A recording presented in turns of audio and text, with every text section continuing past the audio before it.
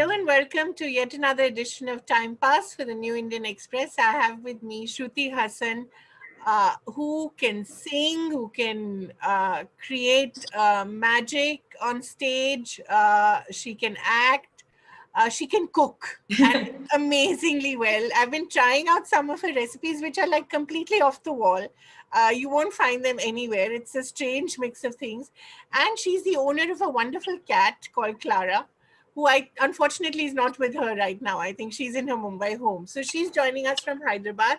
And I'm sorry that sounded like a matrimonial ad, but you really are almost perfect. So I want to start off by asking Shruti, you've been in the industry now for, I think, over a decade. What has been the best thing that has happened to you during this time? Well, first of all, Kaveri, thank you for having me today. So much, so nice to see you again after so long, digitally, yes. virtually. So your question was, how old do I feel? Yeah, what's the nicest thing that's happened to you in all these years? I think that, I've always said that I felt like I wasn't cut out for the kind of smart, quick thinking, schmoozing, talking right, doing the right thing. Right. I've just never, I still haven't, after 10 years, understood the trick. The nicest thing I've realized is there are some people who've always stood by me and believed in my talent, and they're here 10 years later. I'm repeating work with some of them. Some of them are my friends. I think the nicest thing is the nice people I've met because of the business. Yeah, and they're not just anyone. I mean, they're enormous stars, people like Surya and, who really value talent and hard work. What is it that you've learned from some of them?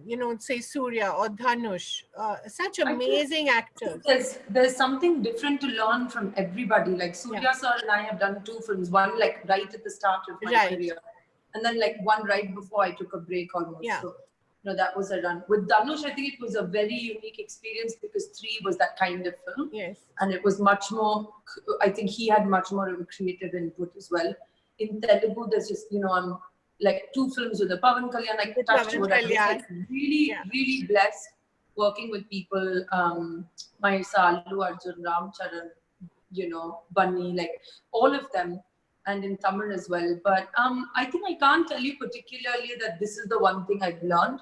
What I have learned though is the more successful people are at what they do, the less BS there is around what they want to do. They're very clear. I think the focus of who they are and what they bring is very inspiring. Right. Shruti, for actors such as you, there's always this enormous conflict, or I think there is, I'm not sure, between artistic choices and, more commercial choices. And I've seen a lot of women and men torn between the two. Has that affected you as well? Have you been conflicted? I mean, yeah, it has affected, and I'll tell you why. Because in the beginning, I very shamelessly, blatantly went only commercial. Yeah. Like I said, I already felt like I was on the fringes, that I was a sort of alternative person to begin with. So my aim was always to like break into mainstream. Right. And I knew that if I had the potential to think out of the box, and if I had the ability to reinvent, that the artistic need that is within me cannot be quenched. So that will keep building and reiterating itself. This is the time for me to find that balance. But to be completely honest with you, I didn't have the balance in the past. I was just like, fully in it. Yeah. I loved it. Yeah, but you enjoyed it. You seem to be doing very well at it. So, I mean, I really enjoyed it. And then when I felt like I didn't enjoy it that much, I took a step back to reassess. Right. So now that you've taken a step back, what do you want to do going forward? Because you do have 2 enormous films again, right? You have Dabam? Yeah, that's right. And Crack. Yes, those seem quite big as well, no? Vijay Sethupathi and Ravi Teja, I presume they're enormous films. Yes, and the thing is, what I like about these Kaveri is they are commercial, but I think I found like the ability to find those voices that are not caricatures of women, but like in a commercial film have a tonality that is relatable. Yeah. And I think I've achieved that with these two films in terms of my character. Right. And it's so interesting because in terms of when you talk of finding one's voice, you found your voice in music so well, you know, truly, because your voice is distinctive, your music is distinctive. It's a little bit of Tamil, sometimes a little bit of English, and it just flows seamlessly. Um, Yet you struggled a bit in cinema. Why was that? I think I still struggle in cinema because nobody knows how to cast me, Kaveri. It's been a big problem. Yeah. I have a Hollywood agent, I have a UK agent. When I did Treadstone as well, they were just like, where is she from? Like, we're really confused. I think it's the demeanor as well as my facial features, Right. as well as that I don't look North Indian or South Indian. Like, I love that. I think in the long run, I like being that sort of indescribable, non-geographical sort of person. But I also felt like in music, especially, I trained in Hindustani Sangeet, which came with like a discipline and a sort of, care that you need to have as a musician. And then came like my influences studying in LA, being really a part of that culture of different is good. Flaws are wonderful. Yeah. And that's what makes the music. And I think I found myself in a place which, even though like very few, even now I feel very few things are not motivated by the visual spectacle of it. And I found it very difficult to find my authenticity in a field of work that I had never trained in as well. Right. I trained in music. I'd been on stage. Yeah. I'd done my Sangeet practices with students. So it felt very natural. I've been on stage since I was 6, but I'd never acted. Acted. Right. And I didn't train in it, so I didn't have the jargon or the tools to help me come to a decision quicker. So I think that's what it was, really. And I think that I love acting because I feel like I learned in front of 1 million people, and I improved in front of 1 million people. Right. And now I feel that what I can feel with my fans, which I love, online especially, is this journey is theirs as well. Yes. Yes. I didn't come up as some perfect, promising product. Right. I was so flawed, and they saw that, and they saw it being fixed and glued together. And that is the bond that I share with the people who like me. I agree with you absolutely. We're so drawn to people who are like us, who are not perfect, But I'm the furthest thing from perfect. But it's so rare, Shruti, to find someone in a public space who's so honest. It's very difficult, in fact, to be honest as well. You have so many advisors, I'm sure, managers, PR people telling you, no, this is what you have to do. You have to wear this. You have to look this. You have to go to these parties. You have to attend these award shows. I'm sure there are a million guidelines. It's never that obvious like you think, Right. It's not. I don't think I'm the kind of personality ever, even when I was a kid. Ever dare to say it too. It's not that I'd just be like, no, I don't feel like. It's a very subliminal, ephemeral sort of force of you must belong. Yeah. Yeah. Isn't that a tiring thing to be someone else on screen and off screen? But that was the thing when I'm telling you that I was so bad at the schmoozing is I literally used to say, you're not paying me to act now to like you. I can't do it. Which must have been a shock to a lot of established people, right? No, I was never, I wouldn't say I was rude. I was just quiet. And I think quiet is more dangerous than words sometimes. Yeah.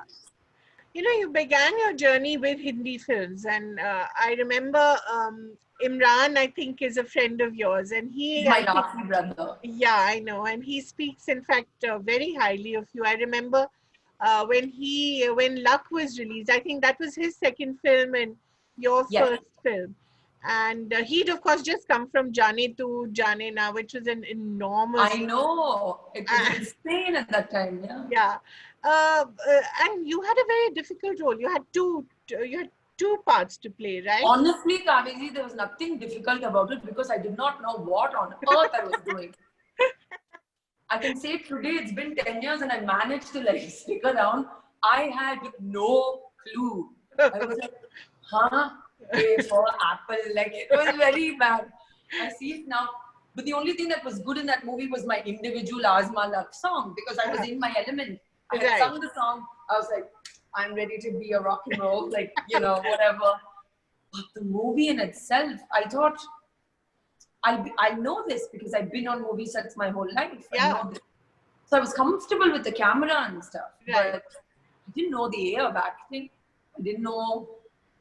And I had spent my whole life covering up emotions and using only music as an outlet. So when I could be in front of the camera, it took me years, even as an actor, to remove the personal walls that I had built. I was always, as a kid, like, I want to be unreadable. I want to be unreadable, which is like the worst thing I could have done to myself. Had I known then that one day I might act, because I had no plans of acting either. I mean, acting was just, it just happened to me by mistake, but I say it's the best mistake of my life. Yeah. And also, you went on to do some interesting Bollywood films, some very big hits. Welcome Back, and which were, I suppose, mad in their way, fun in their way. But did you enjoy? You must have enjoyed the process. But see, when you're doing a Welcome Back, you cannot try to get into the process. Okay.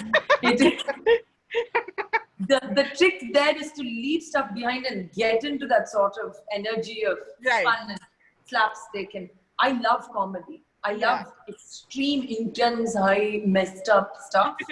And then I love comedy, straight up nonsensical comedy. Nothing in between. The in-between is hard for me even as a person. You know? You can ask my friends, I'm never just, it's chill. It's like, I love it. I hate it. So did you love or did you hate Mumbai movies? And what's your take on it now? I'm sorry, did I love or did I? Mumbai movies, you know, making movies in Mumbai. See, I love Mumbai as a city. I feel very connected. I'm more connected to speaking Hindi and all because my mom was speaking to me in Hindi every day. I actually learned Tamil later in my life, which nobody would believe. I mean, I knew the basic Tamil because I was born and brought up in Chennai. But, you know, we were all like, oh, I speak English, it's so cool. And then, you know, so I feel that I still haven't figured out Bombay. There's a rhythm which I always feel like they're doing the waltz and I'm doing the tango, you know. But we've had certain steps that have synchronized like a DJ, you know, which I love very much. In fact, I really liked my experience on Beno Githeri as well, like working with someone like Rajkumar Rao, like he was really dedicated to his work. I also enjoyed a Welcome Back. So I'm one of those people who go in and kind of just enjoy stuff because I'm not a whiner. I'm like, like we're here. But I do feel like we speak different languages sometimes, and I don't mean Hindi and Tamil. I literally mean more metaphysically. And I'm really interested to see when we can start understanding each other. The last movie that you did where you felt your audience is truly connected to you and you felt that pure love? I think the last film in Telugu, one of the last films in Telugu was Srimantru, which people really, really liked. Yes. What was it about it, you think? I think that I loved the director that I work with, Shiva Kaukala. Like he's a writer as well for many, many years. So when a writer directs, the energy is like, you know, it's a bit more magical, you know. And I would say the permutation and combination of traits that he gave that woman of modernity and tradition was so beautifully crafted that it resonated across the board with so many men and women. So, and across age groups as well. So I think that was something that really resonated.